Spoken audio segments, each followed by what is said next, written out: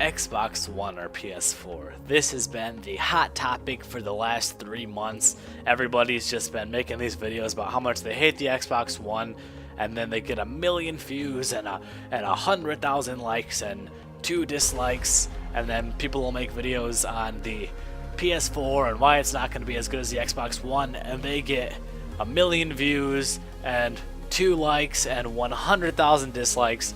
And I think that it's really stupid. Honestly, consoles should be dead right now. I don't think consoles should be prevalent anymore, really. I mean, when you can buy a PC, you can build a PC. Games are so much cheaper on Steam than they are on any console. There's so many different programs you can use to talk to your friends. You don't have to use the integrated chat. I mean, the one that was with the PlayStation 3 was terrible. You could barely chat with your friends unless you were in game with them, which is that's just retarded. I mean, seriously, why would you ever do that?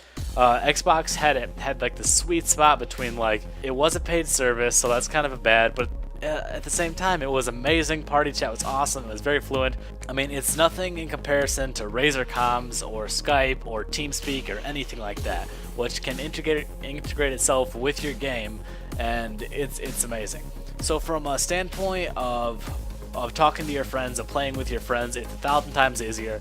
On Steam, you can just click on your friend's name and you can click join game, and you're in the game with your friend and you're having a good time. So it's awesome. It's great. They're future proof. I guarantee that a current PC, if you threw like a GTX 6 or 780 in there, then you'll be able to play maxed out games for the next 10 years. That's a pretty bold statement to make, but I think you'll be able to play games for the next 10 years at 1080p resolution, which honestly, the consoles aren't going to be running 1080p at 60 FPS on every game. They'll be playing it in a couple games, but the details will be lowered down and stuff like that. If you want the pure gaming experience, which games should be played at, definitely buy a PC. But this video is not about PC being 1,000 times better than consoles. This video is about why I would like the Xbox One better than the PS4.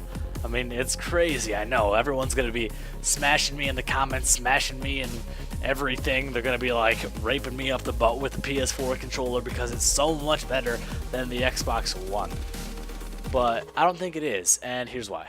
I know a lot of people don't like the idea that it's one cable, it's a cable box and a gaming console, and it's a Kinect and everything together, but honestly, it's awesome having everything mixed into one.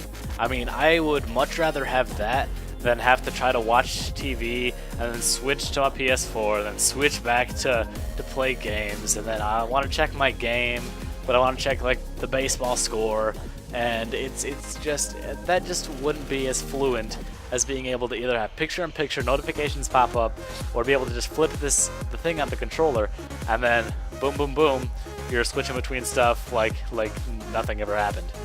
Another reason is that all this digital stuff and the stuff that everyone is complaining and moaning and groaning about, all the games are for your console and they're not being able to be traded, and everything's digital. I mean, a lot of people were like complaining about that, and then Microsoft had to go and change all their policies, and everyone thinks, good job Microsoft. And yeah, I mean, I'm pretty happy that they went in and they listened to the community. But also, the digital stuff that they are keeping is amazing. I mean, just like Steam, and everyone loves Steam now. If you're a PC gamer, or if you ever have a friend that plays PC and you ask them about Steam, they're going to be saying that Steam is by far the best UI and the best in terms of game sales, in terms of ease of use. It's awesome being able to just put in a code, download your game, right then and there you're able to play it, and it's good. I mean, digital games are the future, and the Xbox One is implementing them probably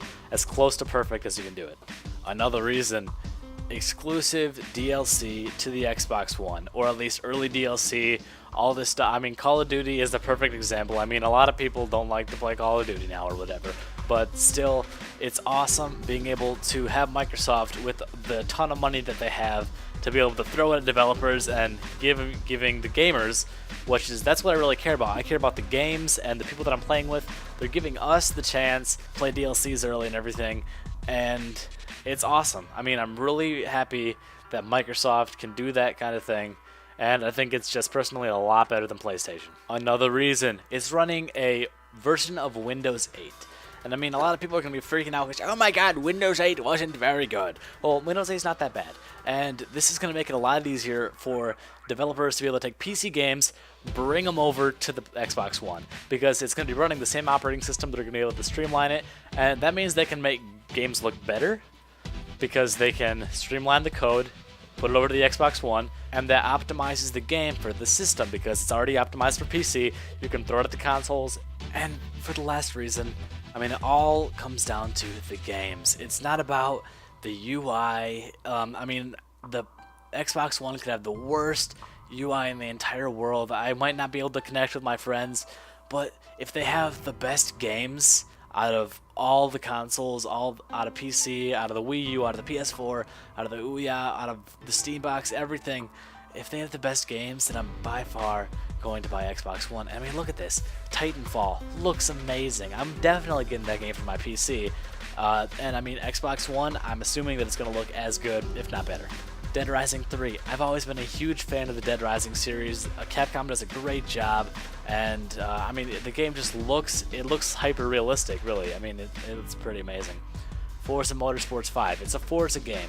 It's going to be awesome. They have a bunch of cloud stuff going on there that's going to make the game amazing to play single player and amazing to play multiplayer against bots and everything. I mean, it's going to be awesome. Forza Motorsports 5 is going to be not bad at all. Killer Instinct. I've been waiting for a fighting game that I enjoyed on the consoles for a long time. I didn't enjoy any Street Fighter games, but now Killer Instinct, maybe they'll change my mind on the whole fighting game genre in general. Last one, Rise Son of Rome. It's made by Crytek, so I can tell you right now it's going to be one of the best looking games you'll see in the next 5 years. That's a bold statement to make, but I mean, I'm pretty sure that they can do that. It looks like a lot of QuickTime events, but it also looks like it's going to be insanely fun. Like it's going to be, it's going to be really hyper realistic. You're going to be in the game. You're going to be fighting all of these enemies. You're going to be chopping their heads off and biting them up and all this stuff. But hey, what do you guys think? I mean, that's just my opinion. I'm not going to buy an Xbox One. I'm not going to buy a PS4. But in my opinion, those are the reasons why I think that the Xbox One is going to be superior to the PlayStation 4. So tell me what you think in the comments, and thank you guys a lot.